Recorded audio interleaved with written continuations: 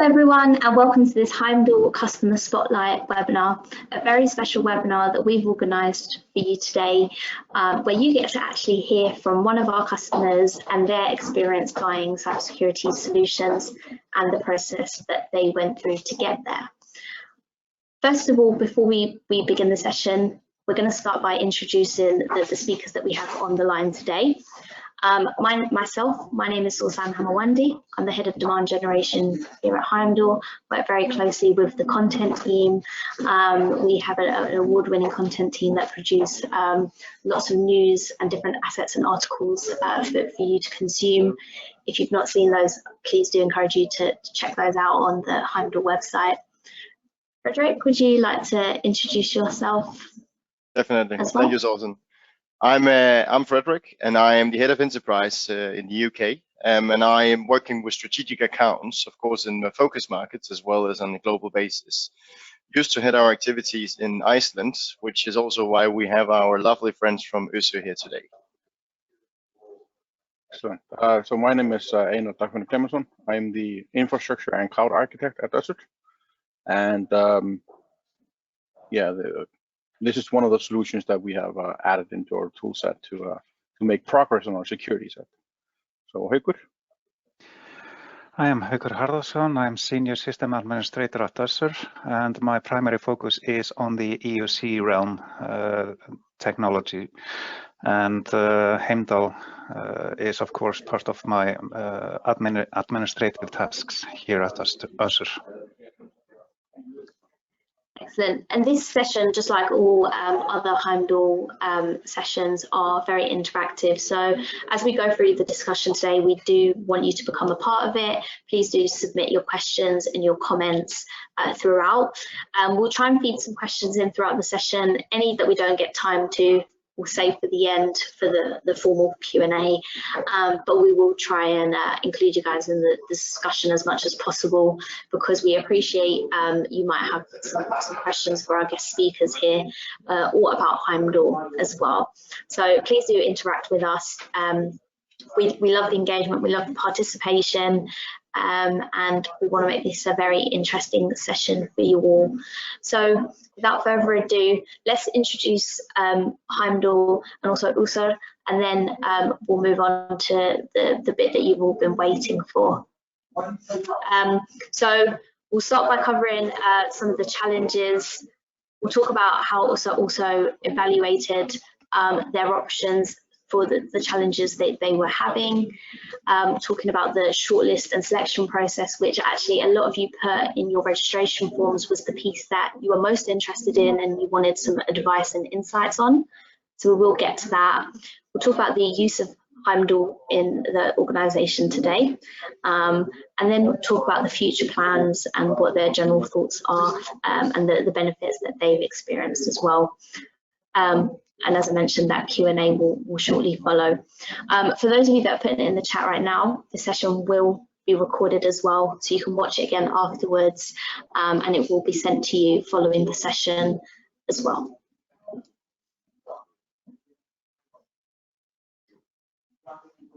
Frederick, over to you. Yeah, perfect. And could you move along to the next screen? Not sure if you've already done this on your end. In the slideshow. Yes. Perfect. So everyone, if we perfect. There we got it. So Heimdal Security, we are a Danish IT security vendor working with next-gen cybersecurity and disrupting the way that companies are working with endpoint security. Reason for doing this is, of course, that we see in the market today there's so many vendors out there, and companies can easily get a product for each and every single category of their endpoint security. But in today's world, that doesn't work. We need to automate. We need to use the technology to work smarter, which is also why Heimdal today has a really vast product range where you can actually take a lot of the different metrics that you would need in an end-to-end endpoint security solution and build it into one centralized product, which is also what we offer. So what we basically have on the screen in front of us here is the full product lineup that Heimdal supports today. So in here, we're covering both proactive and reactive security measures, as well as compliance measures such as privilege access management and application control. in which you also have a perimeter defense on both DNS security for your networks, as well as email security, which should take the first line of defense, so to speak. We do cover a vast amount of products, and I would also say, if we compare to all of our competitors out there, I don't think you'll find another vendor that has the same amount of products in one single solution as you get with Heimdal. I could go on for hours, but I think I will leave the word for you, Einar, so we can learn a bit about Össur as well. Yeah, sure. So Össur is a global leader in non-invasive orthopedics. So basically, if you're unfortunate enough to have lost a limb, that's what we do. We produce both legs and hands. I sit here up in Iceland, where the head office is, and from here we support about 130 offices around the world with about 3,000 almost 4,000 users now. So yeah, the reason we are going for a solution like Heimdal, I mean, it's cloud-based. It helps us immensely doing control and so forth. So, but yeah, that's basically a little bit about Össur. Perfect. Excellent. Thanks, Einar. So yeah, thank you so much. With that, then we will dive straight into the Q&A. We'll start where the journey started. So we want to know initially, what challenges were you looking to solve? What were the problems that you were having that led you to think, this is something we need to address now? Yeah, very good. I think that's a good one for you. So basically, what we have always been struggling with, just as many others, is the third-party application patching. Patching on schedule, meaning we needed to make sure that our third-party applications were fully patched and fully up to date, so we wouldn't be having any issues on that end. And the most vendors usually don't. Some of them do offer certain things, but we were doing things in a manual way. So our challenge was we were spending so much time making sure that our third-party applications were were up to date, and it basically took a lot of time from our administrative part of things, as well as making sure that all of the updates went through. And that's pretty much the biggest challenge which we wanted to resolve, and probably the most costly side of things. And I would also argue one of the things that we were having an issue, because we did have another solution before Heimdal, is that, and it only patched like a tiny portion of the third-party applications. One of the issues that we did see from time to time is it would simply go ahead and do an update whenever the computer would come online, and whoever was using that application would be exited out. I would argue that scheduling is probably one of the greater things that we have gotten from Heimdal. We can set good schedules on when these things are supposed to happen. And that's a control which we didn't really have over the past years. Yeah, it's a huge improvement. It's hard trying to explain to some of the C-level staff why his Chrome in the middle of a meeting just went away because there was an update needed. But Heimdal has actually fixed that problem for us.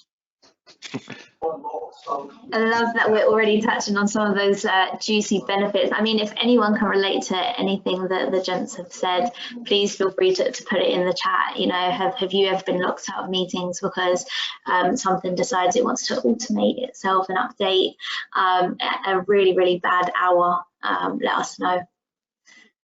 We'll share all our war stories here, and it's a safe space. And guys, now I'm just breaking in here, but I'm just wondering, before you you entered with Heimdal, how did you actually manage this? Was this from a central point, or did you happen to have it more locally at each entity around the world? Well, we had several solutions to actually accomplish this. So we had one main solution that was cloud-based, but it didn't have any sort of access control. So if you had access to it, you had access to it, and you can build custom applications and everything. So we couldn't really give access to just anybody there. That was a major limitation, which was fixed with Heimdal. Also, the lack of applications. We probably had 50 or 60 third-party, like the main third-party applications were updated with a solution. The rest had to be done manually using scripts and so forth.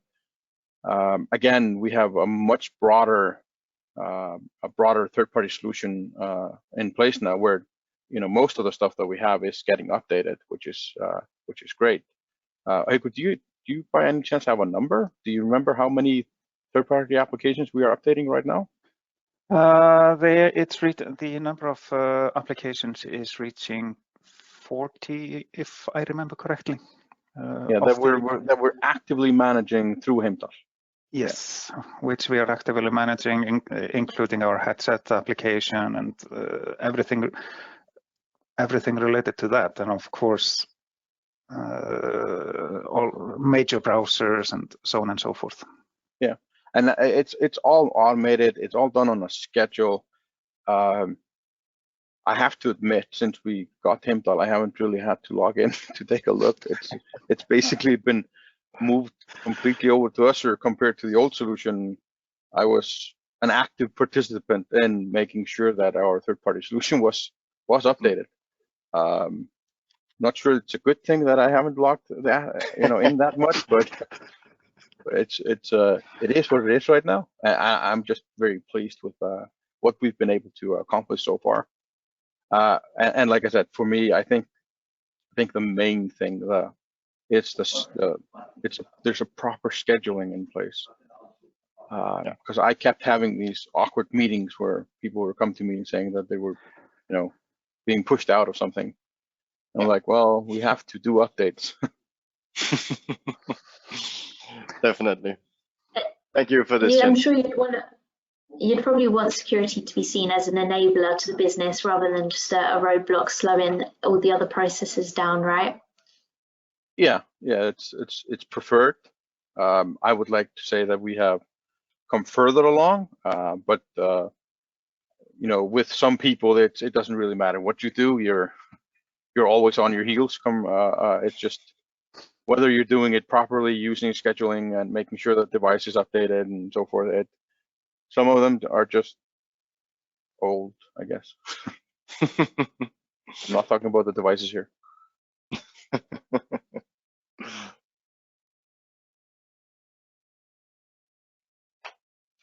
Perfect. Well, yes, next question.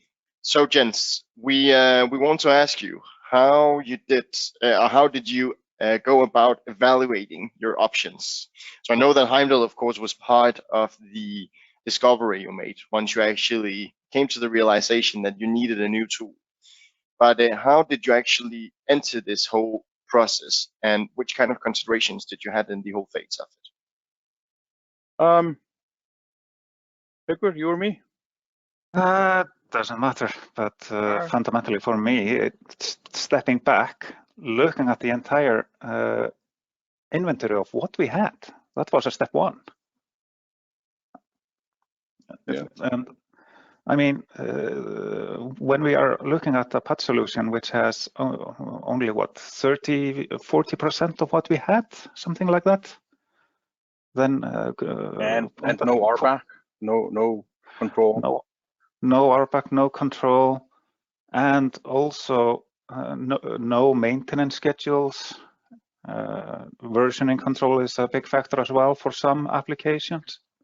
I mean, we just that's a step one, stepping back, evaluating this all, and then that's from my technical point of view, what we have to look at. There are also other factors which Einar can shed some light on. Yeah, it's obviously from my perspective, I'm looking at how much time does it take us to actually, all the other solutions we had in place, right? We were using multiple people to manage, probably between 4 and 5 people that had some hand in making sure that everything was done properly. The Windows updates, the third-party updates, answering questions why certain things were happening at certain times and so forth. We've been able to kind of limit the scope down to 2 people that are required to handle the solution for us. It's more simplistic. More people do have access now if it's required, because they can do they can push updates to clients and so forth. They can take a closer look. But we've been able to kind of consolidate the EUC space completely down to well, effectively to our EUC team, which is fantastic. We didn't have those options before because there were simply too many things that need to happen. So that's one of the evaluation factors that came into play. It's like how much administrative overhead. It's like one of these Microsoft questions when you take an exam. You're an admin for a company that has 5,000 employees. What is the least amount of administrative overhead you can to accomplish a particular task? It's always these questions, and this is completely valid. You have to answer that question. So and with a growing company, I mean, when we selected our initial solution, we were 1,500, 1,600, and we're 3,700 currently, and we have acquired companies with an additional probably about 1,000 employees that haven't been integrated yet, that we're working on integration. So we know, hiring people is hard, right? IT organizations usually don't have endless amount of headcount, if you will. So how can you do more with less, if you will? How can you make sure that you accomplish all your goals without having to add insane amount of people, right? And finding the right solution for us, that's one of the things. We probably looked at 6 or 7 separate solutions. Like I said, for me, it's the scheduling was a huge part. Single repository, it's another thing. Everything in one console, again, that's another thing. You don't have to have multiple consoles. So yeah, that's kind of the from my perspective, those were the things. There were there were solutions that were cheaper and more expensive, but usually when you go for something cheaper, you end up in a solution like we were in before, where we didn't have RBAC, for example. We couldn't control the user access in any way. So it's a balance, and you have to kind of find the sweet spot. And I think we did with this particular solution. Did you try before you bought the solution? Did you evaluate it for yourself, or was it simply based on what the salespeople had told you and your own discussions with Heimdal? We put all our trust in Frederick. No, we did a POC. We installed and tested it out. We ended up testing 4, how good? 375, if you want to be exact. Well, we were always cutting down. 400. Yeah, we ended up cutting down, obviously, but we did test up. We ended up testing a few solutions, and we always just seemed to come back to Heimdal being the one that could solve our issues without breaking the bank. And of course, Frederick is a fantastic account manager. Oh, thank you so much. Now I get the extra 1%, right?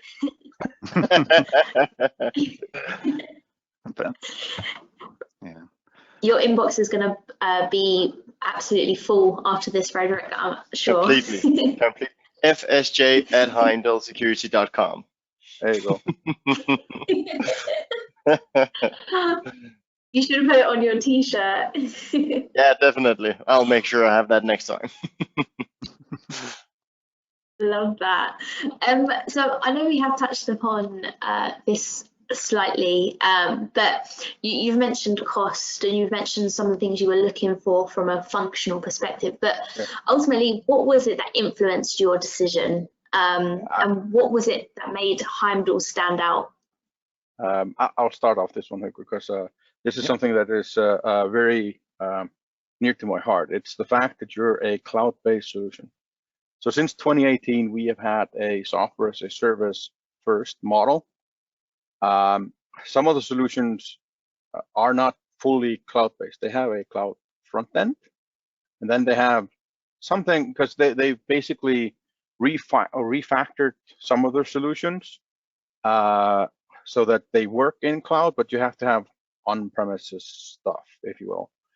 And this is one of the criteria that I put in place for all applications that we do select today.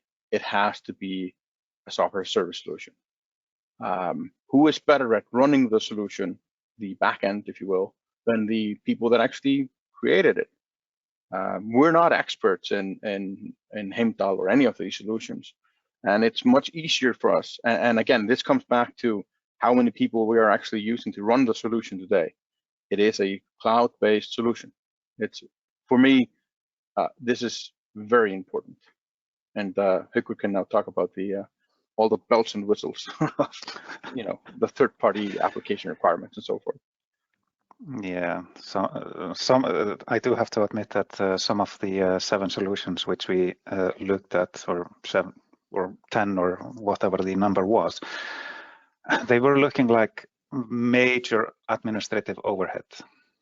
And as the techie using this, I didn't want that. I didn't want the complexity. And I don't want to spend my entire time patching third-party applications or Windows updates all day in and out.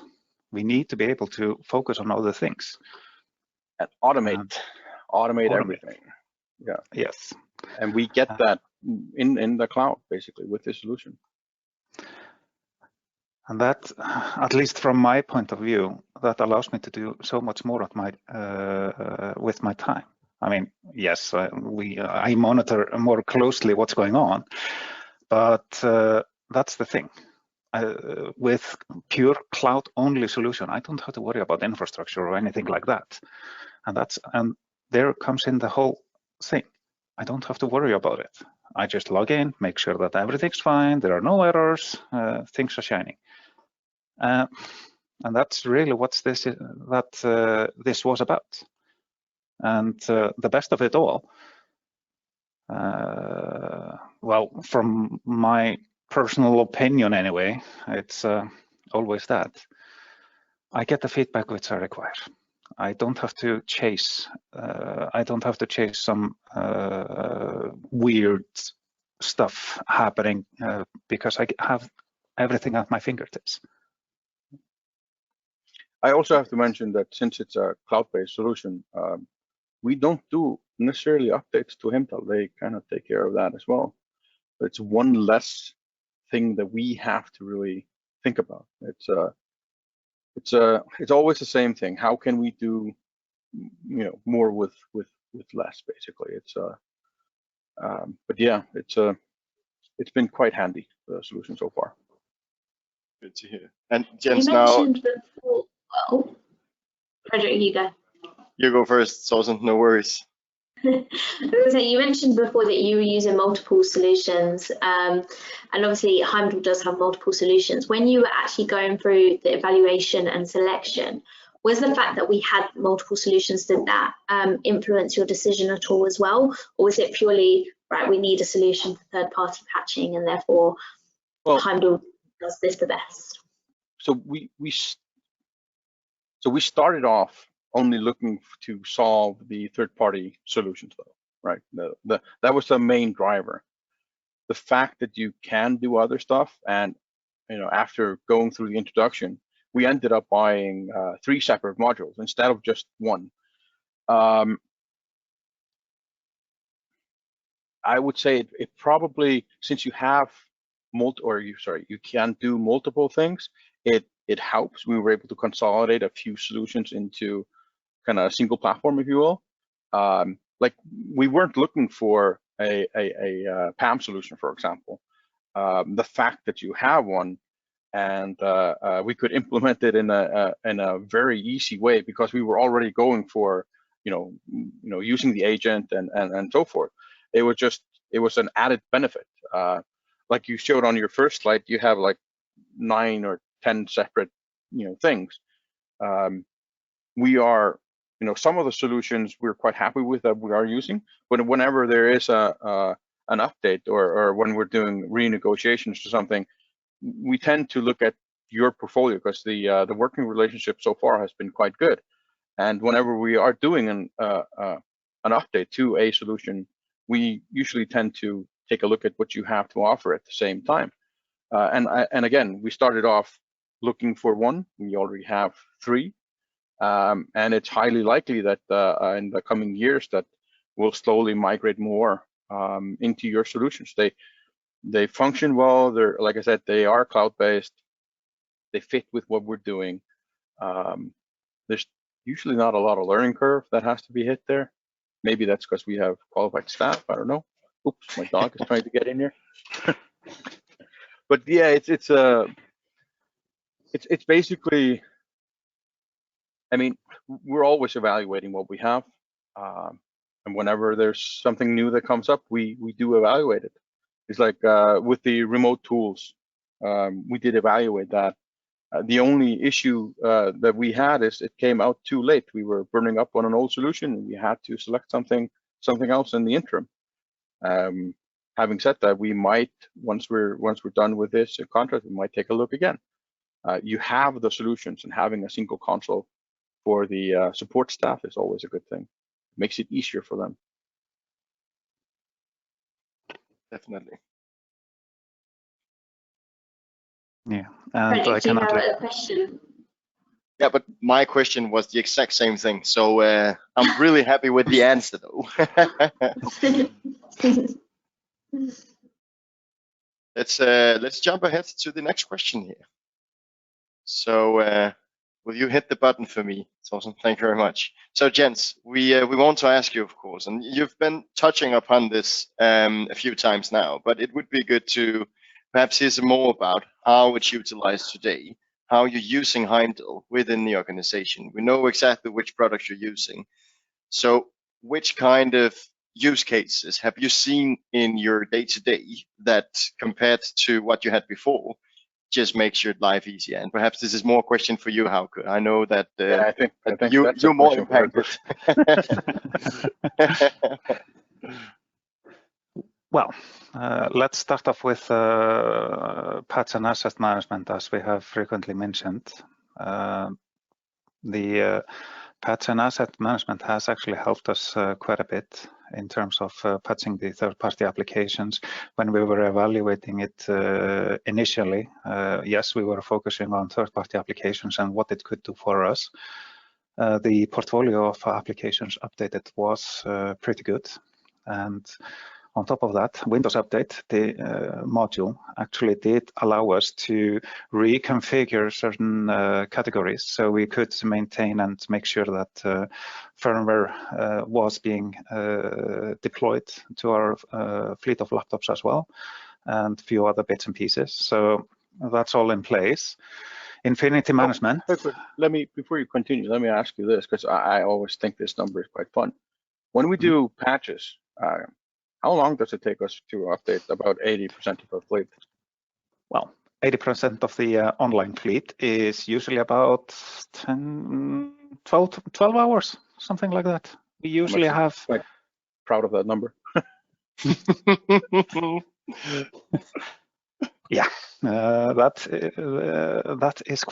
is actually quite a change from our previous solution. Yeah, can I ask what was the previous number? Now, I know this is a number you're really proud of, so you must have something to compare it to. So we do patches from, we usually send it out on like a Thursday or Friday, and we used to hope at the next week's end, we would be at 80%. Okay. So it took a little bit longer time. Yeah, we were hoping, unfortunately, and that wasn't always the case. But as Einar rightly pointed out, we have managed to bring it down considerably from week-ish to 12 hours, something like that. That's good. That's really good. I understand why you wanted to put some emphasis on that, Einar. Definitely. Yeah, I mean, if you take a look at the what's happening in the world today, making sure that your patches or that your OS is being patched and other applications as well as quickly as possible. Yeah, it is quite important. It's actually very important. Definitely.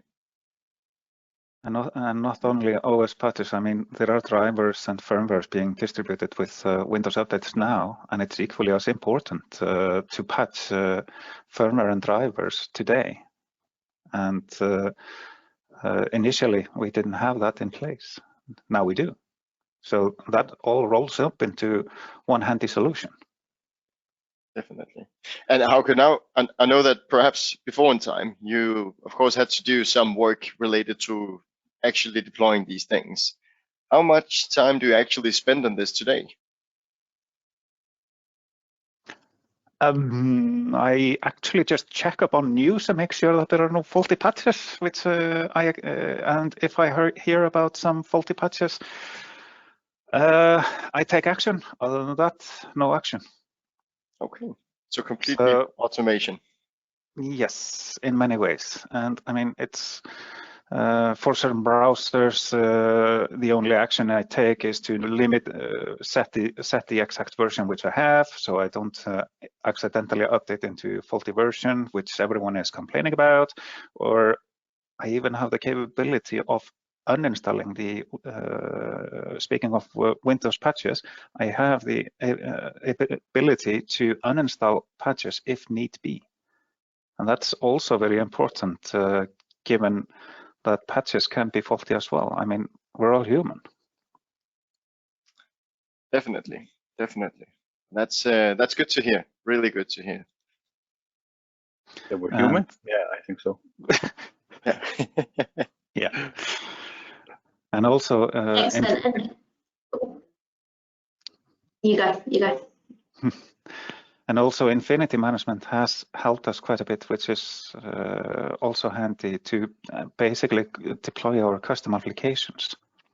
We don't have many today, but it also did help us quite a bit. Perfect. So how do you actually spend the time? So you saved a lot of time now, since you don't have to do a lot of manual actions towards deploying.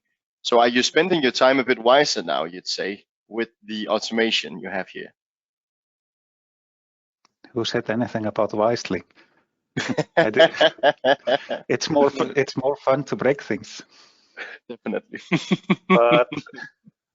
But yeah, no, I'm keeping an eye out on things is of course part of my time. So the ability to be able to test other things, to focus on different areas, which is within my reach, is more important. Is equally as important as being able to have everything automatic. Yeah, definitely. So perhaps we could just take this and put it into another area, which was privilege access management, an area which you didn't really focus on from the get-go, but you saw the use case for it, and ever since have been using it internally. How has this benefited you, and how does this work out for you in the SAE setup? Einar? Yeah, so the PAM solution, well, number one, almost nobody has local admin access or local administrator accounts anymore on our devices. We can specify in the solution which application should run always with administrative accesses if it's required. Some of the legacy solutions that we have in our organization do require that. We can simply specify and say, hey, this application, whenever it runs with elevated privileges, but the user no longer has elevated privileges. He's no longer an admin on the device. That's a huge benefit. what we also have implemented is, well, it's a part of the PAM solution, is when a user wants to run an unknown application, he can just simply right-click it and say, hey, I want to run this. And we, the administrators, we get a notification saying, hey, this user wants to run this using elevated, privileges. Do you want to approve it? Yes or no? So we can take a look at it and so forth. So yeah, it's cleaned up our environment. For me, I think we have less noise because of it, simply because people can't install whatever they want. That helps. And also, like I said, the fact that we can specify which application should run elevated. It's a quite handy solution. Mm. Yeah, I think that's the main thing that we got from the privileged access management solution. Yeah, good to hear. Good to hear.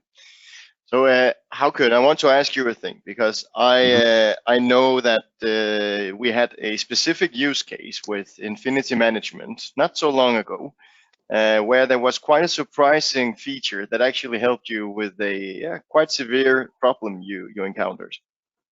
Yeah, that's yes. So that was a really odd case. Although, admittedly, we don't use it that much. We do use it because it's handy.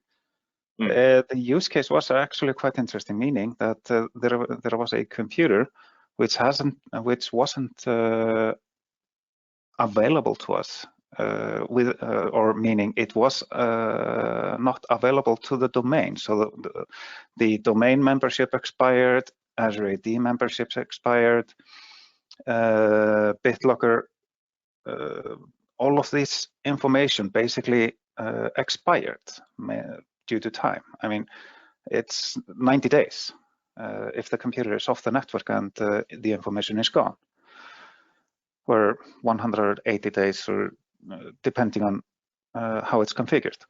However, this computer was offline for more than that.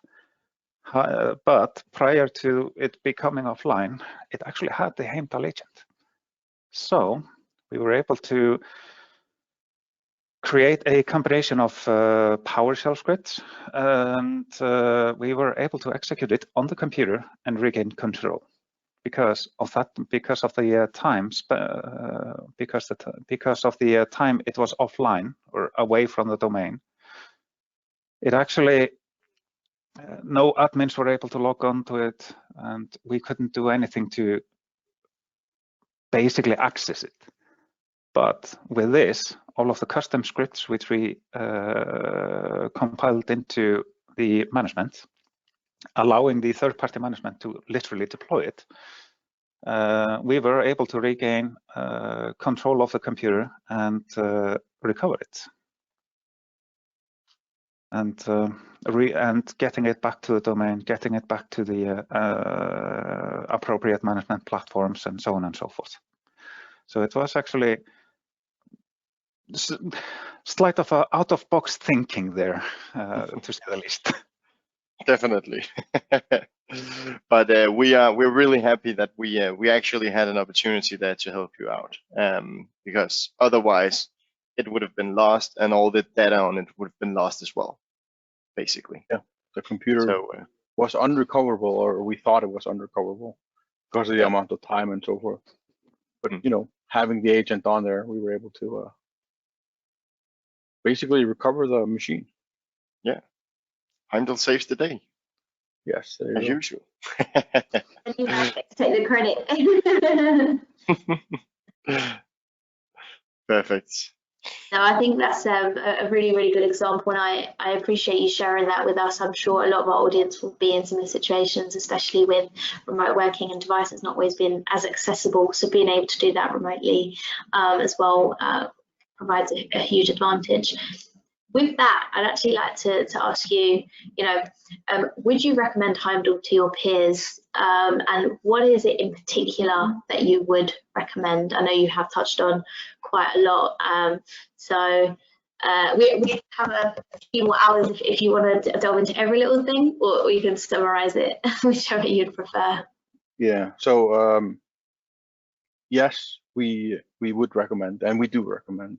I've had several conversations with companies on how we are doing, these different things. There's a reason we're doing this today, because it makes sense for us. The application works as intended, and it delivers. So yes, we do recommend Heimdal. And whenever we are talking to our peers, and they ask us how are you, how do you solve this particular problem, or how do you do this, we're honest. This is what we're doing.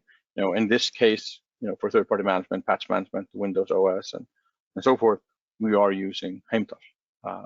Same thing goes for the PAM solution and so forth. So yes, we definitely do.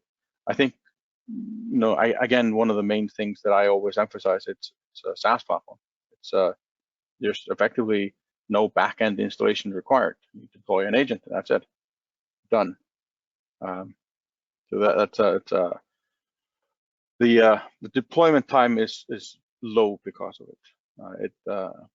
And again, with less people, you have to do more.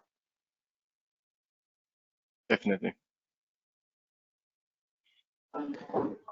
Yeah. What thing I think in the IT industry, information sharing is actually a really good and healthy way for businesses to help each other stay ahead of the threat adversaries and the cyber criminals. So it's great that businesses talk to each other and share experiences, good and bad, so that each other can learn from it. So it's great that you're doing that. Yep. Perfect. What we'll do then, we'll wrap up this webinar. I just want to quickly tell you about a webinar that we've got coming up after this, and then we do have a few additional questions that have come through that we'll propose as well to the gents. And then if you do have any questions as well, feel free to add them on, and we'll make sure that they're answered on this session. Just to let you know that the next Heimdal webinar will be in November on the 8th. There'll be 2 sessions because we do have a global audience, and you're welcome to register for the session that suits your time zone the best. We've got a morning session and also an afternoon session, which is the morning for our US contacts, and this will be on unified endpoint security. And this will be hosted by your regular webinar host, Andre, which will do an excellent job of really breaking down this topic that quite a lot of you have requested. But that being said, let's move on to the Q&A. There's a few questions, and guys, whoever wants to answer these, feel free. So one of the first questions is there pressure in cybersecurity to buy the right solutions? Is there pressure to buy the right solution? Yeah. Yeah, there's always pressure. You just have to balance out and figure out what's the most important thing that you need to solve now, right? Yeah, there's immense pressure, and I often have conversations with companies. They're always trying to find the silver bullet, and I usually tell them whenever you find that company that does everything, please let me know so that I can invest in that company. Because even though, like you guys, you have a broad selection, right? Is every single one best of breed? If we were to ask you, you'd probably say yes. But there's always this, unicorn somewhere out there that does one thing better. But there's always pressure on finding a proper solution to have the broadest coverage for the lowest price. Unfortunately, that's not how security and IT works. But yeah, there is a lot of pressure.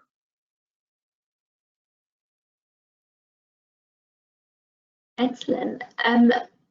The next question is, how did you learn to use the Heimdal solutions? Because obviously there's multiple there. So Clicking around? Yeah, pretty much. Clicking around and asking silly questions to the salesperson. Yeah, and yes, Frederick, I'm referring to you. Yep, indeed. I learned a lot too. That was a learning curve for both of us. And I actually have to say that the few cases we've had to talk to your support, they are very responsive. So, hats off to them for they are there, which is a good thing. I've had instances with other vendors where you send in a request and sometimes you get an answer. So far, we've always gotten an answer. It's a good thing. Exactly. And if more than 10 minutes passed, I will get a call. I know that as well. So I always make sure that they answer you.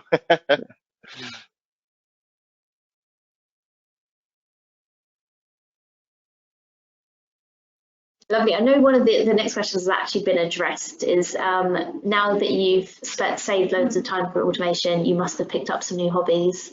But you already mentioned that you like breaking things. So if that's something you want to dive into, I do want to put a disclaimer out there that Heimdal isn't the solution that helps you break things. So what is it that you're breaking?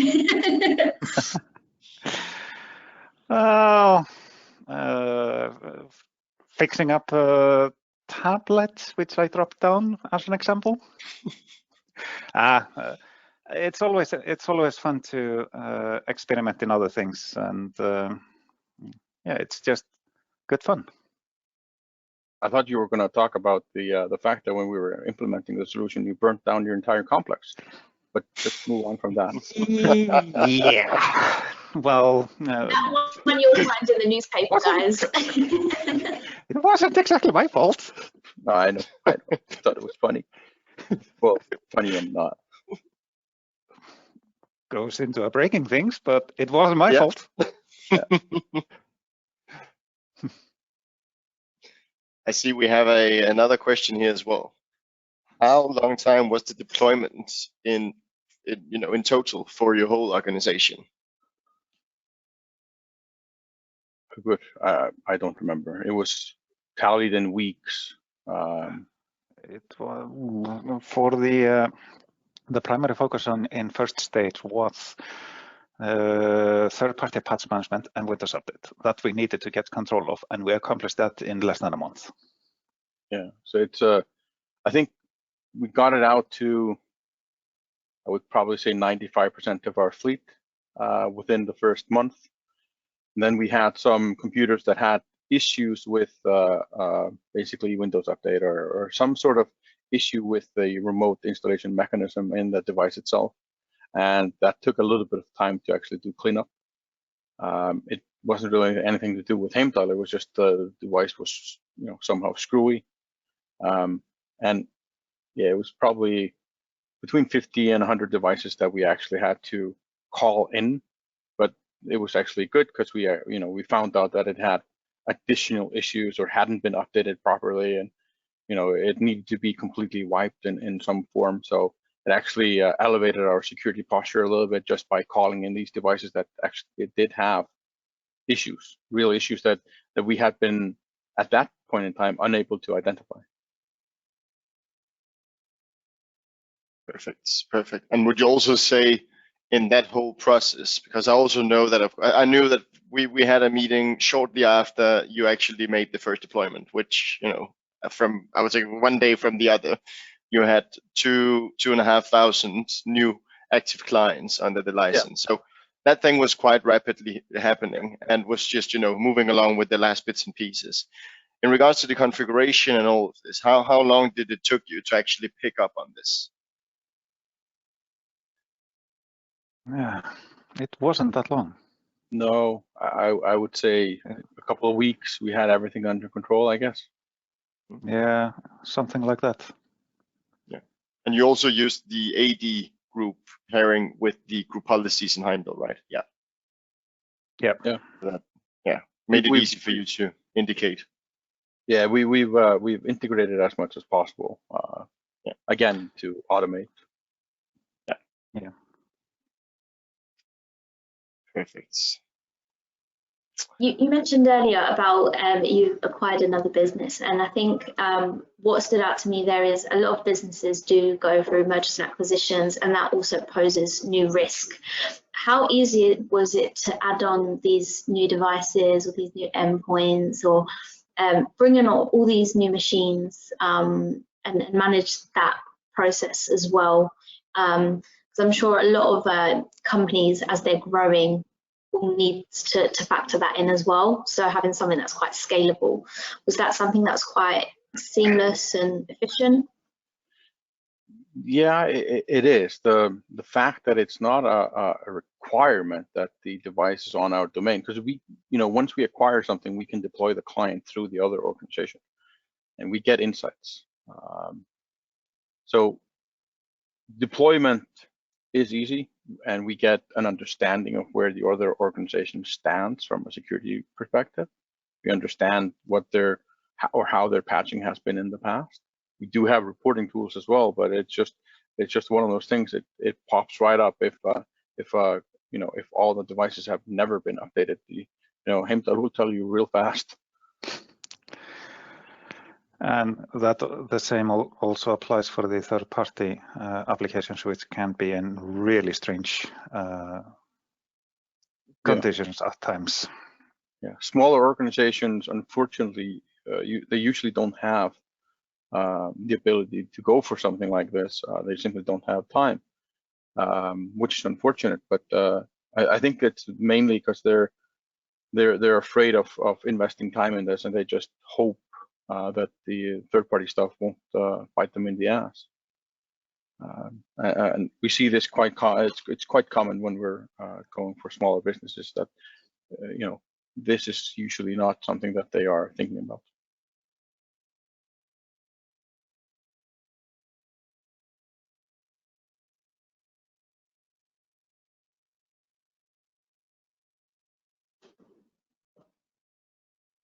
That's excellent. Thank you so much for going into that one as well. I actually don't see any more audience questions, but of course, if anyone does have any, feel free to drop them in the chat. I don't know if you had any more, Frederick, that you wanted to ask or delve a little bit deeper into. No, I think this was really, really good, and I hope that the audience today got to know how we can help and how we already helped. And then, of course, if there's any questions, I am sure that that you don't want us to see, I'm sure that you could reach out to the gents directly and have them answered. Yeah, no problem. Brilliant. No, that's been amazing. And as mentioned, this session has been recorded, and so we will make it available to everyone who's registered today. And thank you everyone who was able to join live, and thank you guys all for speaking as well today. We've really enjoyed this conversation, and we look forward to helping you get stronger, bigger, more efficient, and finding new things to break. So we'll keep helping you with that. And also thank you for your visitor that joined us, your four-legged friend. If they ever want to join us on a webinar as well, send them my email, sha@untitled.security.com. But that's been absolutely brilliant, guys, and thank you all again for your time today. Yep, thank you. Perfect. Brilliant. Thank you, everyone. Thanks, everyone.